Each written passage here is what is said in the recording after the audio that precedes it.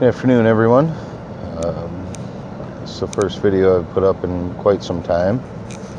I've been doing a lot on Instagram under the same name, Exposing the Skylie, where I've been doing a lot of live discussions, hosting live discussions and things of that nature. But I had a couple of friends mention the YouTube channel, and I've mentioned it a few times, and it made me realize that I haven't done a lot of videos here lately, so I thought I'd just reacquaint myself and see if I could possibly throw some information out, really just to kind of hopefully at least spark a conversation, because today here in Michigan, we're experiencing one of those, engineered weather events. And I say that because virtually all weather on Earth is manipulated by man. There's no weather on Earth that's not manipulated by man. And, we've seen a lot of... I had a friend on Facebook who had posted about climate change and how climate change is real and,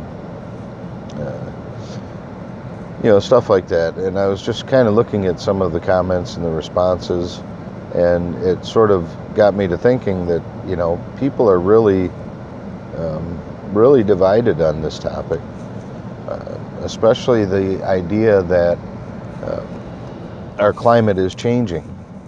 And in reality, our climate is changing, and it's being done on purpose. And, you look at the scientific reasoning for it, right? And they explain that, the data collected on the observable data. Well, the observable data has been collected for approximately about 130 years. And so they're basing their decisions on, or what we're led to believe are, climatologists' decisions are based on that 130 years worth of data. But we're talking about a planet that's 4.5 billion years old. And there's even records of the Thames River in London freezing over, where they would have these ice festivals, or basically a flea market on the ice on the Thames River when it would freeze over. And if you're familiar with moving water, well, you would know that it's very difficult to freeze moving water, especially a volume of water the size of the Thames River. And now, we're led to believe that the Earth is, the climate is shifting on the Earth, and that the global temperature is rising, and that the ice caps are melting and such. Well, what they don't explain is that every 11 years or so, the sun goes through what's called a solar summer, and that's where the sun has this elevated activity of sun flares. And this elevated activity and this volatility, it actually creates climate change throughout the entire solar system. In fact, there's now ice caps that are forming on Mercury, which is, the planet that's closest to the sun. So you have these ice caps that are forming on Mercury. Temperatures on Neptune are warming, because the surface of Neptune, even though it's been said that it's a watery planet, it has this this outer shell that was supposedly ice, which is actually melting. You've got Saturn, which is Saturn, the recorded temperatures of Saturn are going up. So it's virtually every planet in the solar system is going through a shift in their climate, and it's due to the sun activity. Well, what the globalists or the cabal won't tell you now is that climate change on this planet is being done on purpose. And there's, of course, just as with every Black Budget project and every control system in place, there's a myriad of reasons that they perpetrate these crimes. Just to give you a few examples, when you consider crops, right, and say fruits and vegetables, well, crops, these, various beneficial crops that help the human body to operate properly. And when we had a sort of a winter storm here just a few weeks ago, I think it was like the early part of January, where we had a stretch of like 14 to 16 days where the high temperature got no greater than 20 degrees. And we had a sustained temperature of right near the 0 mark. Well, when that happened, I did just a quick Google search on, what crops are affected in Michigan by sub-zero temperatures. And come to find out that virtually all the crops in Michigan, from blueberries to peaches to apples to the cherries, there were a few others, but virtually all those crops are most affected. They can withstand temperatures that drop to minus 10 degrees. However, when the temperature is a sustained 5 degrees above 0 to minus 10 degrees below 0, when it's a sustained amount of time, all those crops are extremely adversely affected.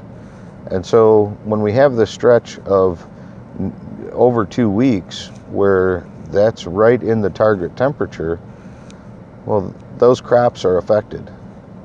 And as it turns out, the day after I did that Google research, and it was just a real quick Google search, it wasn't anything in depth, but the day after, I went to my local grocery store and saw that they had posted a note on the window that due to inclement weather in their growing regions, they are having trouble stocking fresh fruits and vegetables.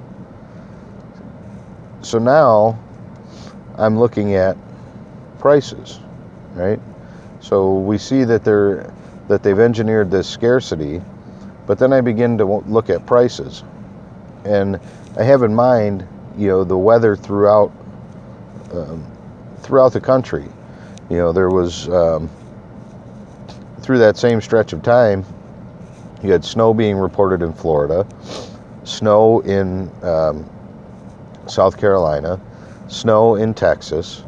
So you have all these regions that are generally not known for snow being affected by abnormal amounts of snow. And so then that got me to thinking about the various other crops throughout the country that could be affected. And come to find out, when I saw the note that they were having trouble stocking the fresh fruits on the shelves, I started looking at prices. And a 1 pound container of strawberries, right, which originally or generally sells for $3.99 a container, the price had jumped to $5.99 a container because of the scarcity. So that's just one example. Another example is that we as earthlings, we, and also including other, life forms and animals on the planet goes through certain sort of cycles, right? And if you think about it in the terms of, let's say, a song, an instrument playing a song, the instrument plays certain notes and it repeats these certain notes, and it, you go through this piece of music and there's repeated sort of patterns. Well, the earth goes through those same kind of patterns where you have these harmonic sort of outputs, and it's what you would call biorhythms, because the earth goes through these certain patterns, right? Well, the life forms on the earth, because we have a symbiotic relationship with the earth, those life forms adapt or are infused with those patterns. So they behave according to those patterns. That's how animals know when to migrate. It's how they know when it's mating season. It's how, trees know when to bloom. It's when, you could probably even feel it in yourself when you're coming out of the doldrums of winter and you're into the, hope springs eternal, and you get that shift in your own physio-energy. Well, if they're able to manipulate the weather, they can also interfere with those connected biorhythms, right? So when you have, let's say it's the middle of winter, and they engineer events to where you have 2 or 3 days in a row where your high temperatures are near what it would feel like in late spring, early summer, well, then you begin to get a shift in your own sort of energy and your biorhythms, and then they shut those high temperatures off and bring it back down to near freezing temperatures. Well, now your light body or your energetic output and intake is then affected, because during the warmer temperatures you begin to reconnect with that earth biorhythm,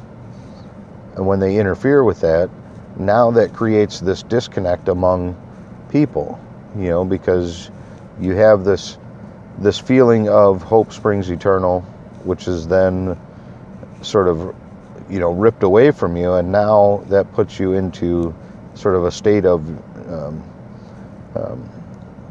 discord, where you're not harmonizing and you feel just a little off.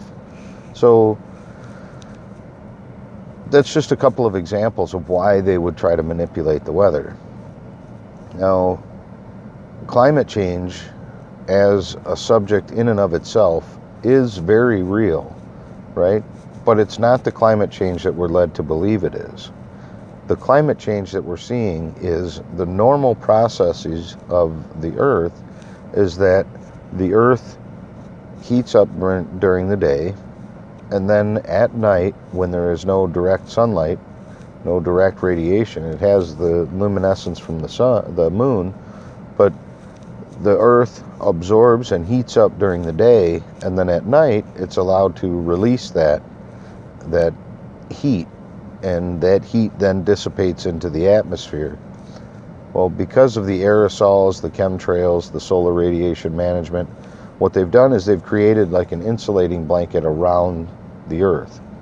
And this insulating blanket, the official narrative is that the solar radiation management, or suspending these aerosols, these particulates in the atmosphere, is designed to reflect radiation coming from the sun. It's had quite the opposite effect, where it retards the release of heat from the Earth. So if you were to have the Earth, you have the Earth, and then you have the atmosphere surrounding the Earth, or what that insulating blanket. So when the heat dissipates off of the Earth, it hits the particulates that are suspended, and it's returned back to the Earth. And now, when you consider that as far as in a cumulative effect, now you have heat being dissipated from the Earth, returning to the Earth, and the following day the Earth heats up just a little more, but then it can't release that heat, and that heat is returned to the Earth. So you can see what kind of cycle develops. So the reason that I'm bringing all this up or mentioning this is just simply because of some of the conversations that I've had. So I would just, ask you to research a little more into weather modification treaties, weather modification patents, the effects of the Earth's biorhythms. And also I just wanted to say hello again, and hopefully I'll be able to do more videos, more consistent basis. So I thank you all for taking a minute, and I hope this helps.